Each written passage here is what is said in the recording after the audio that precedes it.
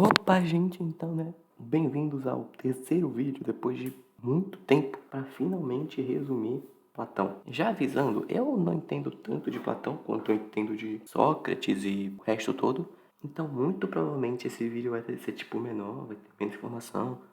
Também vai ter uma edição menos elaborada do que os últimos. Mas espero que vocês consigam entender direitinho o que eu tô passando. Se vocês tiverem alguma dúvida, vou deixar um roteiro de estudos aí na descrição, que se vocês procurarem bem vai ter coisa de Platão escrito. Então é isso aí, vambora.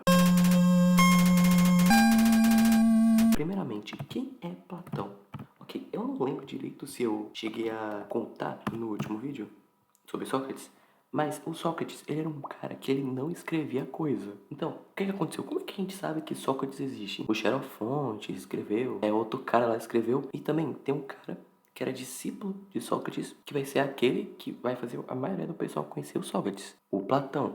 Então é bom a gente saber disso. Sócrates ele escreveu nada. Quem vai escrever as coisas sobre ele vai ser o Platão. Então, quais vão ser as principais ideias de Platão? Basicamente, a principal coisa que a gente precisa saber sobre Platão é a teoria das ideias dele. Basicamente, nessa teoria, ele dividia, né, o nosso mundo, nossa realidade, em duas partes. Dividia em um mundo inteligível, basicamente vai ser o mundo das ideias, tá ligado? Que fica na nossa cabeça, e o mundo sensível, o mundo material, o mundo que a gente vive, tá ligado? Sensível por causa de sentimentos, sensações, etc. O que Platão dizia com isso aqui? O mundo sensível era um mundo meio ruim, tá ligado? Que tudo aqui era só uma cópia do mundo inteligível, que as sensações não valiam de nada, o que valia era o pensamento, tá ligado? E a gente tinha que começar a ir mais pelo lado do que? Exatamente, do mundo inteligível. O mundo sensível é uma cópia imperfeita do inteligível e que, segundo teoria, todo mundo já teve no mundo inteligível, só que a gente acabou caindo de lá, tá ligado? E veio pro mundo sensível, esquecendo o anterior. A gente só vai poder lembrar do mundo das ideias, que é um processo de reminiscência, que é voltar pra lá, através da busca pela verdade. Então é isso. O Platão, ele também tinha uma ideia de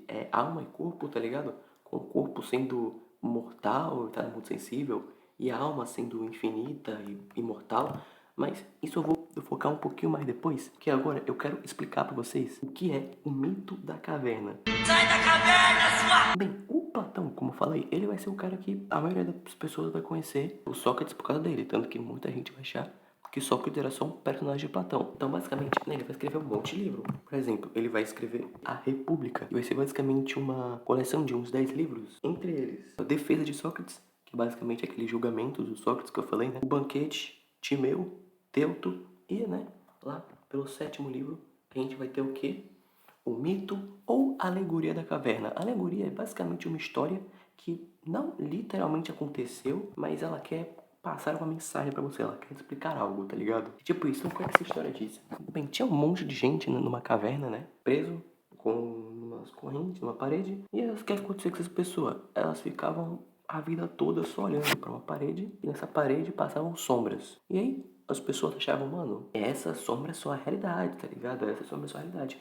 Um dia, um cara, ele simplesmente consegue soltar, só Deus sabe como. Ele sai da caverna, sobe, e na hora que ele sai assim da caverna, ele olha pro sol e quase fica cego. Tipo, caralho, muita luz. E depois ele, né, se acostuma assim com o sol e fala, mano, meu Deus, esse é o mundo de verdade. Caramba! Daí depois ele vai lá, volta pra dentro da caverna e vai tentar falar pros amigos dele. Amigos, lá fora a realidade é legal, vamos pular pra fora.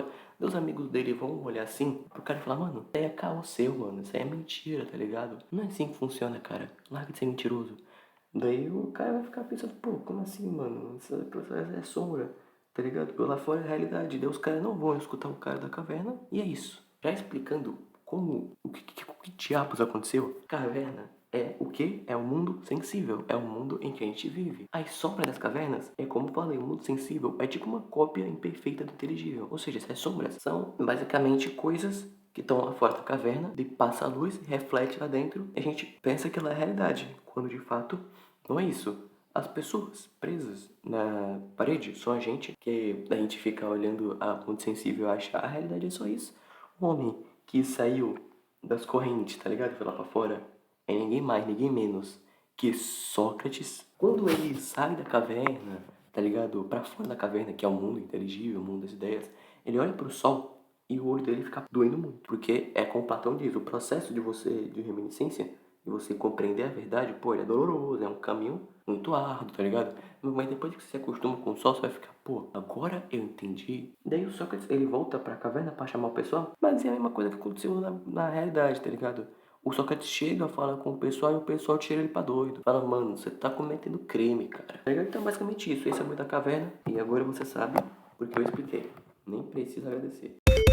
Eu não sei se a professora vai colocar, mas é bom deixar anotado que o mundo das ideias, ele era dividido em meio que duas partes, sendo a filosofia, o raciocínio matemático, tá ligado? Que só podia ser acessado com a mente, etc. Já o nosso mundo sensível, ele é separado em, tipo, crença e opinião, tá ligado? Aquele bagulho doxo, ideia. É basicamente isso, né? Então, agora, antes de eu começar a partir logo pra parte de explicar as coisas de verdade, deixa eu soltar alguns fatos sobre o Platão que pode ser interessante. O Platão, o nome dele de verdade era Aristóteles. Isso aqui todo mundo chamava de Platão, porque Platão era um apelido para ombros largos, porque ele tinha ombros largos. Ele lutou numa guerra de Peloponeso. Ele foi influenciado pela ideia de Parmênides e Heráclito. Uma coisa também, uma das coisas mais importantes, ele não era empírico, beleza? Quando a gente for estudar Aristóteles, a gente vai saber que Aristóteles era empírico, ele era empirista. Ele focava mais tipo, nas experiências reais.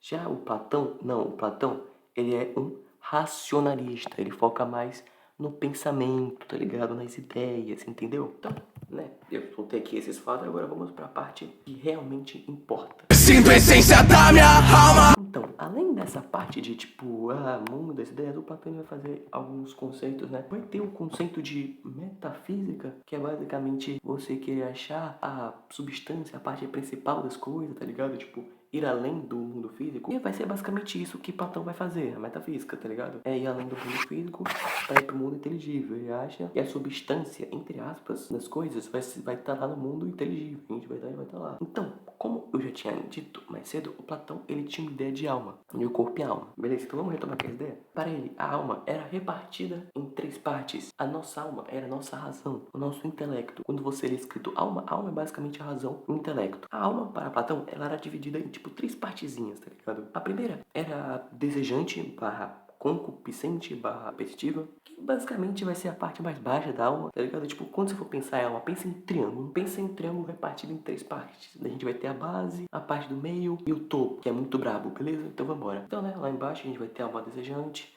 que vai ser a parte mais baixa, que vai ser a parte que vai ser compartilhada com os animais. E vai ser basicamente, né, relacionada a sentir fome, sede, sono. Vai ser basicamente o desejo, a necessidade biológica, tá ligado? As coisas que o corpo precisa. Depois disso, lá no meio, a gente vai ter a irascível barra corajosa, que vai ser a parte média da alma, né? E vai estar relacionado ao quê? Aos sentimentos, como afeto, emoção, amor, coragem. Você deve até pensar um pouquinho, tipo, pô, mas isso aí também não é, tipo, sentimento, tá ligado? Tipo, fome. Não, fome é outra coisa. Por quê? Uma ideia de Platão é que os animais, tá ligado? Sem ser o ser humano, eles não tinham meio que sentimentos, tá ligado? Eles não pensavam direito. Um cachorro nunca vai poder ser feliz, tá ligado? Segundo a ideia de Platão. Ou seja, isso de ter sentimentos, afeto, emoção, tá na parte média, porque não é compartilhado com os animais isso aí. Ou seja, a alma corajosa vai ser basicamente a parte que vai controlar a pessoa para direcionar ela pro racional. Ó. E, por último, a parte racional barra intelectual vai ser a parte mais alta da alma. Vai estar relacionada ao conhecimento das ideias, discernir o bem, discernir o mal, saber discernir pessoas, tá ligado? Então, basicamente, é isso. A alma não é algo tão complicado assim, pra falar a verdade, né? A alma tripartida é dividida em três partes. Então é isso. Tem a desejante, né? Que vai justificar o nosso desejo de alimentar, dormir, coisa assim. Que possui relação com as necessidades biológicas básicas. A gente tem a irascível, né, corajosa, que também pode ser chamada de colérica, e vai ser que vai justificar o nosso instinto de autopreservação. Vai ser tipo, se cada parte da alma vai ser uma parte do corpo. Ou seja, a desejante vai ser tipo a parte da cintura para baixo. A colérica, a corajosa, vai ser basicamente aqui no meio, tá ligado? O peito do ser humano. Já que, pô, sentimentos vai ser caracterizado pela coragem, emoção. E a racional vai ter na parte superior, que vai ser a cabeça, que vai justificar o raciocínio, capacidade de pensar, que todo o conhecimento produzido pelo homem vem dessa parte, beleza? Então é basicamente isso, né? O instinto passa pelo sentimento, então passa para o racional. Porque uma coisa que um amigo meu do segundo ano disse, tá ligado? Para tentar explicar essa coisa, é porque, tipo, pensa em três ações. beleza? Primeiro, vamos pensar o que a alma desejante faria. Como você pensaria? Imagina você tá em casa, tranquilaço, daí pronto. Daí você começa a sentir fome. Sentir fome é um desejo biológico muito básico, ou seja, essa parte é parte da alma desejante. Depois, quando você tá com fome, você pode ficar com raiva, tá ligado? Com raiva, com preguiça, porra, muito triste, tá ligado? Essa parte de você sem ficar triste por causa que você tá com fome é a parte já da colérica, da irascível, da corajosa. E já a parte racional vai ser o quê? Você pensa, pô, estou com fome, por eu estar com fome, eu estou triste, então o que é que eu vou fazer? Eu vou levantar e pegar alguma comida. Essa é a parte racional da alma. Você pensando, pô, tem que comer, tá ligado? E é basicamente isso. Alma e Platão não é algo tão difícil assim de pensar, pra falar a verdade, é algo bem básico. O que diabos é Calípolis? Basicamente, Calípolis vai ser uma cidade perfeita, uma cidade ideal pro Platão. O Platão, ele tinha uma ideia que o Platão, ele não gostava nem um pouco da democracia. Eu contei como era a democracia em Atenas, tá ligado? Se eu não contei, eu vou contar agora. É basicamente algo muito desigual. A democracia era pra ser um papo tipo, não, todos têm que agir, vamos pra pracinha comentar. Mas só ia pra pracinha comentar quem tinha tempo. Só tinha tempo naquela época. Só tinha tempo pra fazer as coisas, quem tinha dinheiro pra pagar alguém pra fazer as coisas pra ele. Ou seja, os top do top, tá ligado?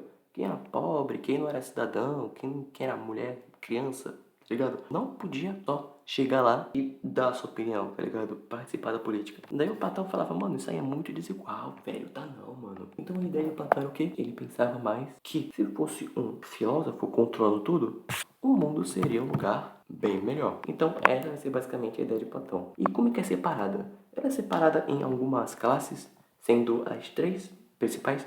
E basicamente a gente vai ter a classe dos magistrados, que vão ser os sábios, os legisladores, que é o pessoal que cuida das leis, os políticos, que basicamente vai garantir o governo da cidade sobre as leis. Depois a classe dos guerreiros, com militares e soldados, que vão ser responsáveis pela defesa. E por último a classe econômica, né, que vai ter os comunicantes, os proprietários de terra, os artesãos, os comerciantes, que vão garantir a sobrevivência material da cidade, tá ligado? Então é isso, a justiça nessa cidade vai ser basicamente cada um fazendo o que tem a sua predisposição, ou seja, o que cada um, de acordo com a sua alma, vai fazer o que quer fazer. E para Platão, a justiça na alma vai ser basicamente você passar por todas as partes da alma, como eu falei, né, fome, tristeza e fazer a comida, passando pelos instintos e emoções, sabendo controlar todas elas. Assim chegando no topo da pirâmide ao racional. Tipo, como eu falei, eu não manjo muito de Platão, mas é porque também Platão, tipo, não é como um Aristóteles ou um Sócrates da vida, que ele vai ter feito um monte de coisa, que você vai poder ficar meia hora falando, não. Ele basicamente só vai seguir mais o caminho de Sócrates e vai fazer isso, de mundo das ideias, metafísica, etc. Tanto que o diferente de gente como o Sócrates e o Aristóteles, que fundaram um novo período, entre aspas, o Platão ele vai continuar no período clássico, no antropológico, no socrático, ele não vai começar a criar uma nova coisa, tá ligado? Não, ele só vai seguir a ideia do Sócrates. Então, beleza. E que vai ser Platão? Discípulo de Sócrates. Tudo que Sócrates falou foi ele que escreveu, na grande maioria. Vai ter o mito da caverna, o mundo sensível, que é o mundo material, que é o mundo que a gente vive. A gente tem que ir para o mundo inteligível de novo, para o processo de reminiscência, busca pela verdade. Vai ter a parte da alma, que vai ser tripartida, tá ligado? Vai ter a desejante, que vai ser a mais baixa, com parte do animal. Vai ter a parte de necessidade básica, tipo fome. Depois a gente vai ter a corajosa,